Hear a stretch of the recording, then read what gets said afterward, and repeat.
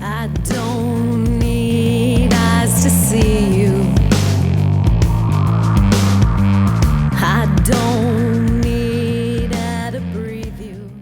Hi, it's Tim from the Indie Bands blog, and today I'm heading up to Portland, over to Portland in the USA, to have a chat with Michele Ari, who I first introduced to the band at the end of last year, and literally the end of last year, 31st of December 2012. Hi, Michele. Hi, good afternoon, evening. Yes, it's evening our way, but morning yours, I think. Yeah. The joy of the time difference. Yep. And it's a beautiful sunny day in Portland, so you picked a good one. And it's, well, in fact, it's just beginning to get cloudy here, but it was fine about 10 minutes ago. Oh. Never mind. We should have done this 10 minutes ago. Yeah, exactly. Yes, it would. I said, yes, it's nice and sunny here too, but never mind. Exactly. Never mind. I'm sure we'll find common ground somewhere. Quite. When I introduced you to the website, am I pronouncing the surname correctly? Ari? Ari You is how are. it... Oh, marvellous. Some people say Ari, which horrifies me. One, there's no A. I'm not an A. A-I. And it's just Ari. I don't know, maybe it's because I'm blonde. I just think, oh, God, that would just be so unfortunate. Well, yes. Anyway, so I've got the surname right. And I described you as an itinerant traveller. Mm-hmm. You go from place to place and you form bands as you go through. How does that work? Yeah. It's very scientific process.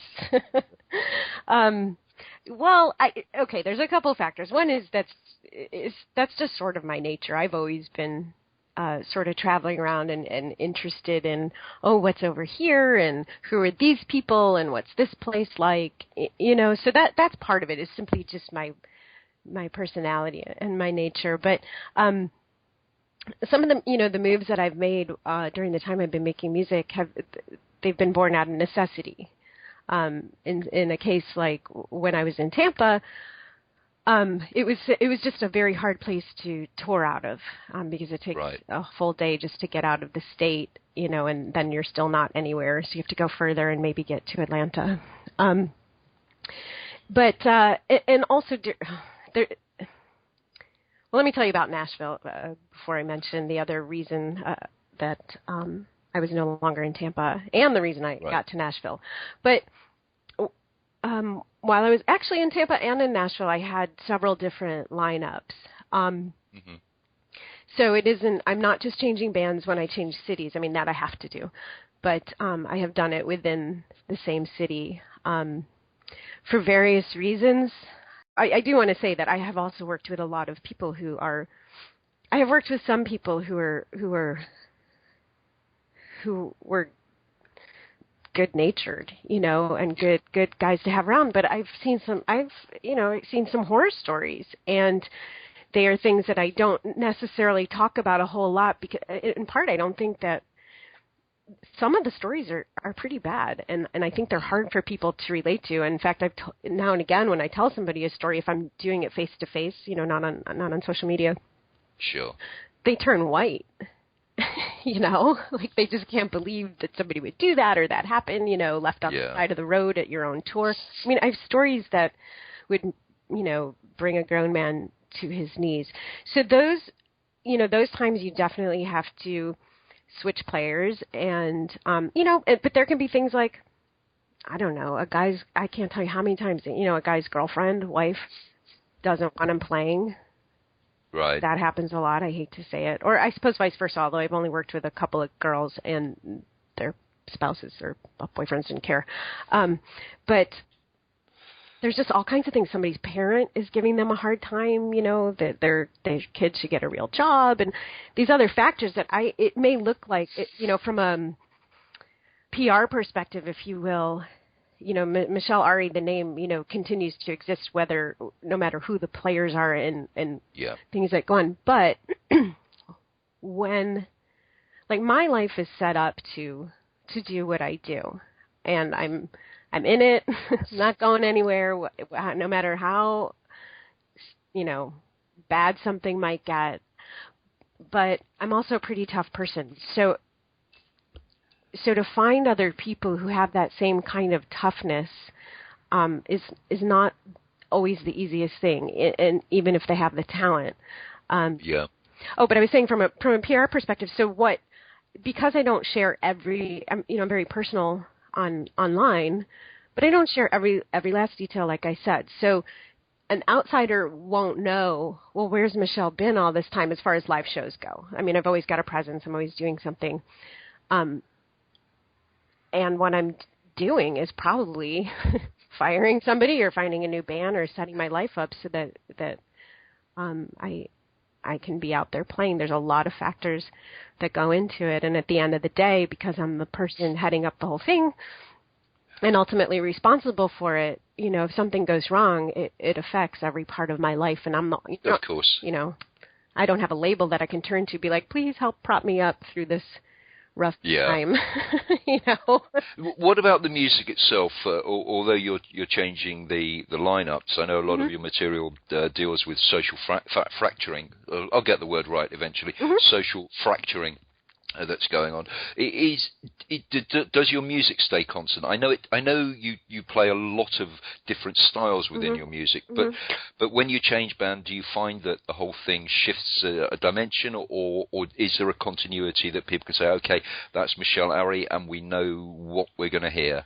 Right. No, there's a continuity. Certainly, you have to take in different take into account different factors. You're not working with robots, and in fact, I'm very adamant about when people are put in the band. I'm like, just so you're an artist, not a robot. So each person is going to have their own take on things, and I'm okay with that. It's certainly better than not going out and playing at all.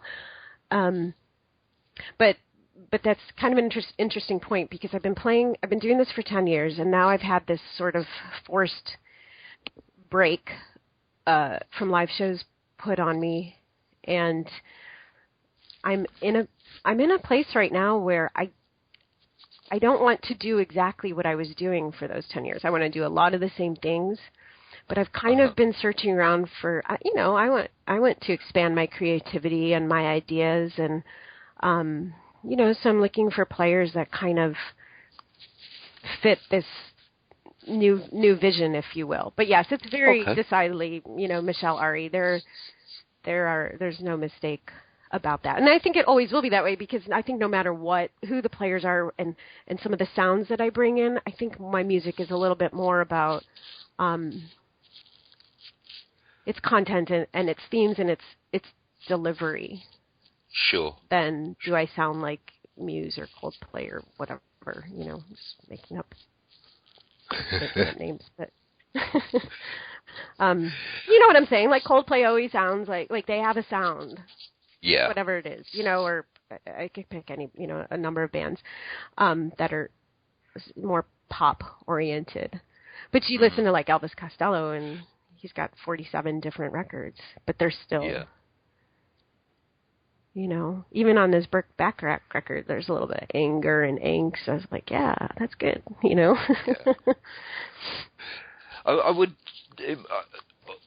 We've talked about sort of the negative side, but your music itself is actually extremely positive, and I would imagine that all this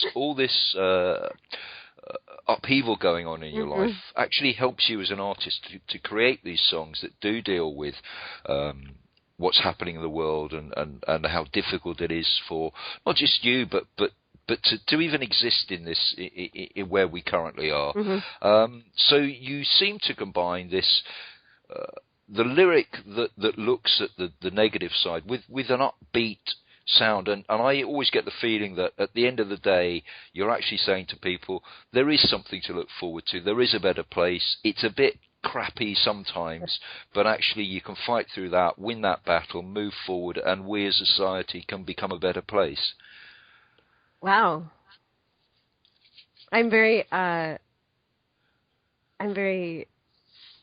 don't know what the right word is. Flattered's not really the right word. Impressed isn't the right word, but I'm really happy that you said that, because that's what I'm happy that what I do and what I intend to do is actually I'm always happy when it's actually getting across at the other end as what I intended.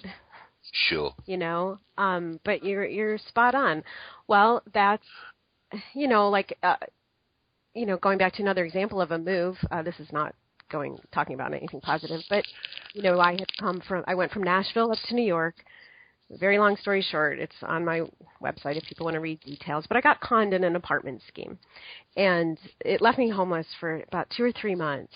And it was, when you're standing there with your shit in a garbage bag in New York City, like, chasing a cop, it's just chasing down cops to help you with, it was so, like, one mad story after another. Like, it was so bad that I remember at one point this bum came up to me. I was in Jersey at the moment. Like, that's how desperate I was getting. I'm like, maybe there's a place out here I can stay.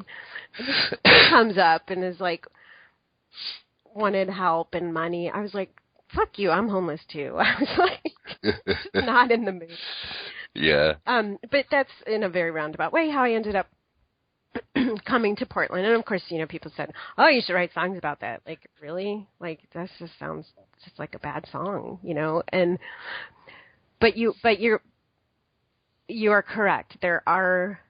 I don't believe that an artist has to suffer in order to have good material. In fact, to bring up Elvis Costello again, and I'm totally paraphrasing, he said something somewhere in a magazine about how he finally realized he didn't have to screw his life up to have good material.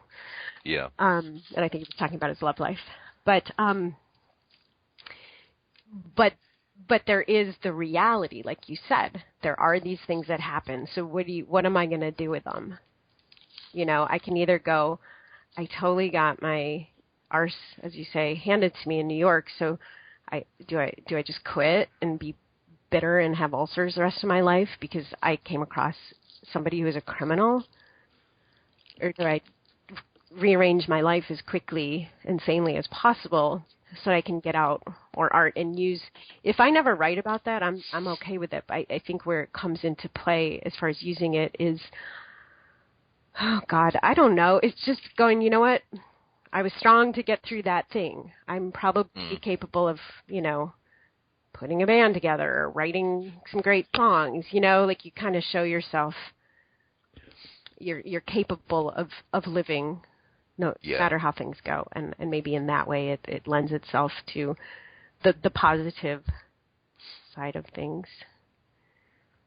Well, as I said, that certainly comes across in the music. Well, the way that I hear it anyway, and I'm sure that I'm not the only one that hears that. So that's a positive thing to come out of all the turmoils from it all. But I also know that across your journeys and your travels, and as you said, you are an extensive user of social media, that you've made some interesting connections along the way. Well, myself, of course, being the most interesting, but will ignore me. But any stories you want to share about your marriage proposals from famous punk rockers? Oh God, I have such good ones. I'm trying to, and some of them I have to wait until like I have enough money and to hire lawyers because I don't. Yes, we'll ignore those stories for now.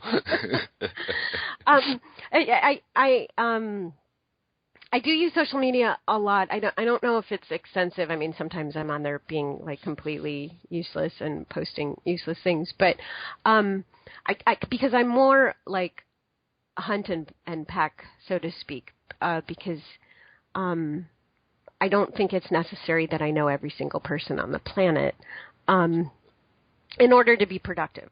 I love knowing people, but in order to be productive and who can help me, and in return, who can I also help?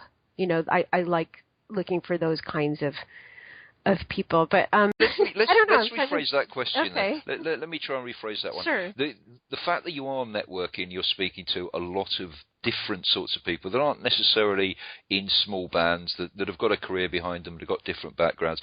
Are you finding that's helping you develop as an artist? To know some of the people that I know? To get... You've said you don't have a record label, so you've got no one that you can talk to. Do you find that these sorts of communications really help? Because they've probably been through it as well. Oh, yes. That's true.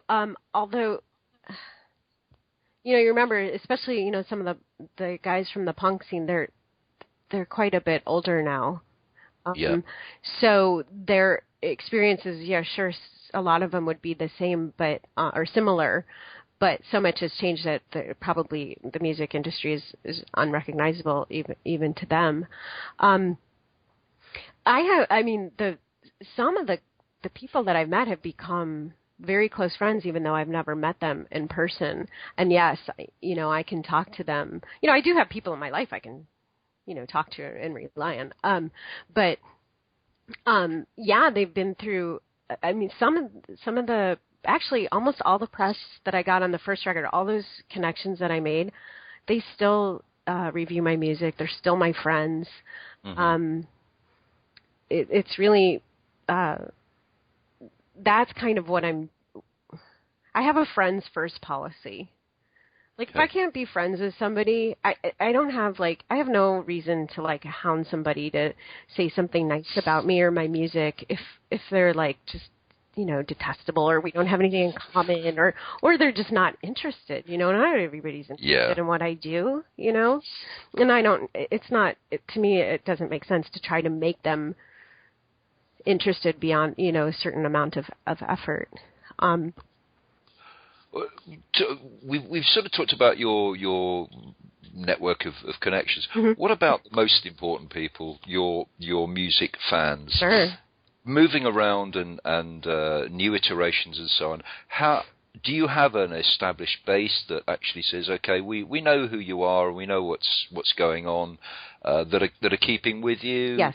Or are you having to build something new every time? Both. Right. And I have met, people that found out about my music online. I have met some of those guys. I do talk to some of them on the phone, or we email, or share a text now and again. So there's definitely a base, but they're spread out, whether in the UK or the US or, a handful of other places. I haven't really, whatever city I've lived in so far where I've played a lot, I kind of was always, and maybe somebody would argue this with me, I doubt it, but I was always kind of the weird girl. Right. I don't know if I should say this online, or in public, but I don't think I'm really that girl or that band that, how there are some shows that everybody goes to because everybody goes to them, and it's, just big, we're all going to just go get wasted, and it's fine. But they're kind of like I don't even know how to put it. It's just where everybody goes because that's what everybody's doing. I've never really had that. I've had, some very loyal supporters, and I've won people over at shows, but I've never had, a consistent, as far as in the city itself. We go with her wherever she goes. Because I've kind of, one of the things that prompted me to leave Nashville is I'd gone up to New York to play some shows, and I came back, and I come out, and I've got this big old flaming, Kate Pearson pink hair or whatever it was. This was before Lady Gaga. Well, it wasn't before. It was before Lady Gaga, actually. She stole my game. Only I never danced around in a thong. But, Nashville is still the South. It's still the conservative South. Sure. So I get up there, a live wire, and it's it's not that people liked it. They liked what I was doing, but I felt like this conservatism in the environment that no matter what I would do would be they would maybe rather see a girl on an acoustic guitar. I don't know. I'm just making that up. I don't know. But, and I think that what I do is not specific to a geography, although there certainly seems to be, at least in the press, more attention given me in the UK. My music appeals to a certain type of person, and not necessarily the ethos of the location that I'm in. Yeah. And I could very easily, I could have put on a cowboy hat.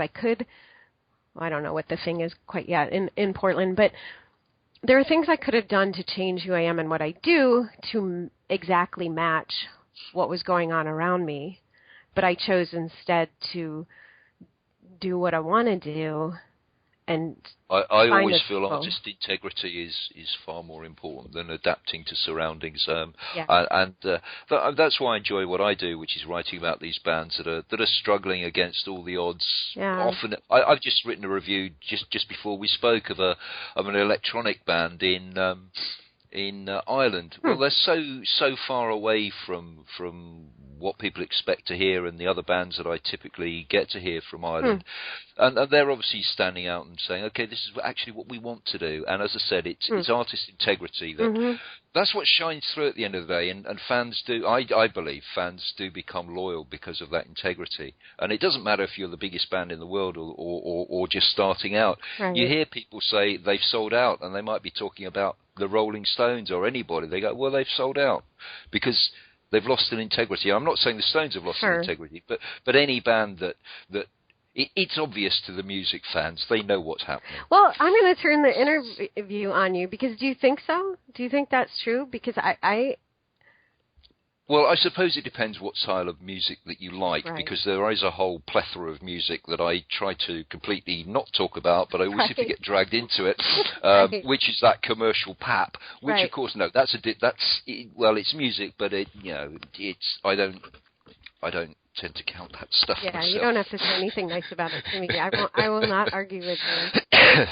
So no, yes, that's one of those double, whatever that means. But yes, you're exactly right. There are certain sectors of the music industry that always have been where being fake is what it's all about, and good luck to them. But right. Artists with integrity fill me with far more joy and pleasure. Right. Right. Yeah, and like you said, you were one of those people that it's good to know, and it isn't merely because you wrote a fantastic review and we're getting to do this interview. It's because I think it's important to find like-minded people who are not. I read this article. It was going around Twitter. It's from Classic Rock Magazine. It's Alice in Chains. Now, I don't know a terrific amount about Alice in Chains. But they were talking about the music industry, and one of the things they said, I'm looking at it on my computer, says it really sucks because there's probably a 12-year-old kid out there who could be the next Kurt Cobain, but he's never going to get the chance to be heard because there's no future or money in making music anymore, adds bass player Mike Inez. I'm worried about the next generation. Where's the art going to come from? Anyway, it's a really good article, but this is the kind of thing, I've been thinking about the last couple of years as things have changed, and so I'm glad that people like you exist, and I want to meet more because I don't know, because I agree with them. Where is it going to come from? I mean, I'm going to plug one of the things that I've just started doing, and maybe it would be interesting to have you along on that at a later date. Mm-hmm. Is I've just started a new series called Independent Indie Music Tips, which is dealing exactly with that issue. And I've got a series of interviews lined up with music fans, with people in bands, and with music professionals to talk about the very issue that you've just raised, which is how on earth is music going to continue to thrive and survive and grow and develop with all the changes that are going on? And the labels are doing their own thing, and that they are. In the main, the big labels are PLCs, and they've got next quarter's results to worry about. And the easiest way for them to meet next quarter's results is to buy a back catalogue and sod the new development, or to get involved in those shows that I despise, because they know they're going to make money out of it. So from their point of view, it's easy to say, record labels, they're a pain in the arse, but actually they're in business and they know where their revenue lies. So the whole point, this is a long plug, but the whole point of this new series that I've started is to try and get people that are facing this issue, that are working with this issue day in, day out, to try and make a difference, to talk about the things that cause them anxiety. And maybe somewhere there'll be some answers that come through and some new direction. So it'd be good to have you along on one of those topic areas. Yeah, I'd love to participate. When we are when we're done with the interview, I'm gonna stay in touch with you on email. I actually, when I'm on Twitter, more Twitter, I think, than Facebook, I've come across a lot of advocates, people fighting for artists' rights, in different sectors and talking about music streaming and copyrights, like David Lowery from Cracker. Has this fantastic blog called The Tricordist, and I've linked to some of these places on my website because I want people to be more aware of them. It's an important issue, and it's because if we don't all take responsibility for artists surviving one way or the other, we're gonna be stuck with being believers. Yeah. We're not gonna have much of a choice because. And this is there's nothing I could say that hasn't not already been written by somebody much smarter than myself about this. When I talk about these things, I'm not just saying, so please buy my records because I need to survive. It's important I survive. It's important we all do. And art and aesthetics are the more important than science and the atom bombs and the war that we've been raging for over 10 years. And all these are might sound pie in the sky, but this is, in a lot of ways, where our answer lies, is in art and aesthetics, Yeah. And there has to be a bit of a change in people's personal responsibility for it. I have a neighbor who downloads music for free all the time. And one day I looked at him, I said, I live in the same, my building's not that bad, but I said, I live in the same shitty place you live. Pay for your music. I'm really like... if I know about it, and I'll and bands too. I'm like, why are you giving away all your music? Don't you think it has any value? Oh God. Anyway, we could have a whole other hour-long interview, but I'm glad that you're doing that, and I would love to share with you some resources and different writers that I've come across. Some of them are lawyers. Some, like I said, the guy from Cracker, David Lowery. See if there's anything. I love. That's something I love about social media is kind of this international network. Yeah. Because, like I said, that we're out there. We just have to find each other. Exactly. Yes. Yeah. That's probably quite a good place to finish, and I do appreciate the time that you've given me. And as I said, I know you've got another meeting you've got to head off to. So thanks for that, Michele. Let's finish with.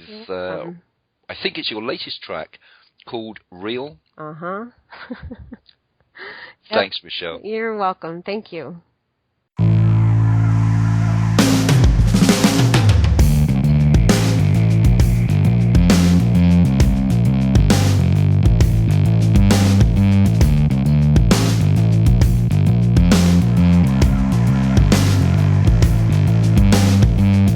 I don't need eyes to see you.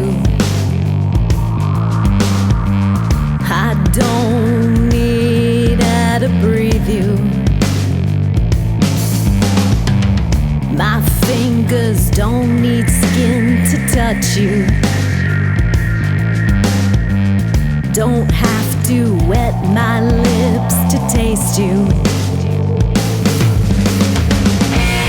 If it's real, that it's real. This is the moment you can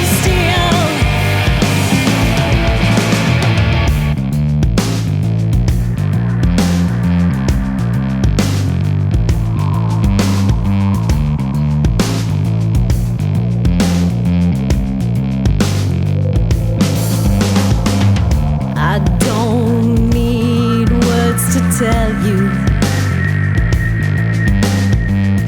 Don't have to take out ads to sell you. My hips don't need to sway to tempt you. Butterflies line up to collect you.